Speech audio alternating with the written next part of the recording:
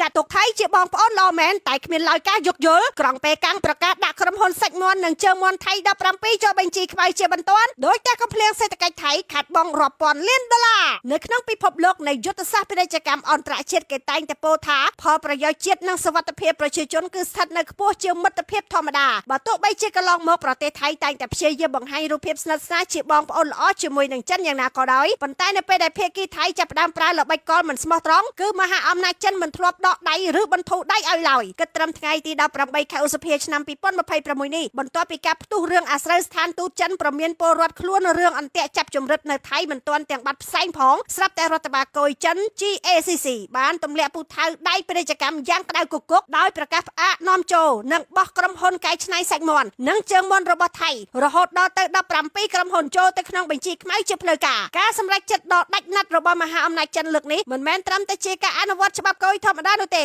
ប៉ុន្តែវាគឺជាការទះកំភ្លៀងសេដ្ឋកិច្ចយ៉ាងចាស់ដៃដែលធ្វើឲ្យប្រទេសថៃខាត់បងប្រាក់ចំណូលភ្លាមរហូតដល់ទៅជាង30,000 លានបាតឬស្មើជាង916 លានដុល្លារសហរដ្ឋអាមេរិកយោងតាមរបាយការណ៍ស៊ើបអង្កេតពីរដ្ឋបាលកុយចិន GACC មូលហេតុដែលចិនសម្រេចចិត្តប្រើធរក្តៅនិងបាត់ច្រកទ្វារសេដ្ឋកិច្ចរបស់ក្រុមហ៊ុនថៃទាំង17នោះគឺដោយសារតែការរកឃើញនៅបទល្មើសធ្ងន់ធ្ងរចំនួន3គឺទី1លួចនាំចូលសាច់មាន់មានមេរោគដោយក្រុមហ៊ុនថៃទាំងនោះបានលួចលាក់នាំចូលសាច់មាន់និងជើងមាន់ពីបណ្ដាប្រទេសដទៃដែលកំពុងតែផ្ទុះជំងឺផ្ដាសាយបាក់សីដែលជាទំនិញត្រូវបានចិនហាមឃាត់ដាច់ខាតរួចយកមកកែច្នៃបន្លំភ្នែកធ្វើជាអាហារផលិតផលនៅថៃដើម្បីនាំចេញទៅលក់យកចំណេញពីទីផ្សារចិនទី2ការបំពានស្តង់ដារអនាម័យខ្សែចង្វាក់ផលិតកម្មរបស់ក្រុមហ៊ុនទាំងនោះមិនបានអនុវត្តតាមស្តង់ដារអនាម័យដ៏តឹងរ៉ឹងដែលកំណត់ដោយភាគីចិនឡើយដែលអាចបង្កគ្រោះថ្នាក់ធ្ងន់ធ្ងរដល់សុខភាពអ្នកប្រើប្រាស់ទី3ខ្លាចបន្លំឯកសារមានការរកឃើញការប្រើប្រាស់ឯកសារនិងអាជ្ញាប័ណ្ណនាំចេញមិនត្រឹមត្រូវនិងខុសប្រក្រតីជាប្រព័ន្ធអ្វី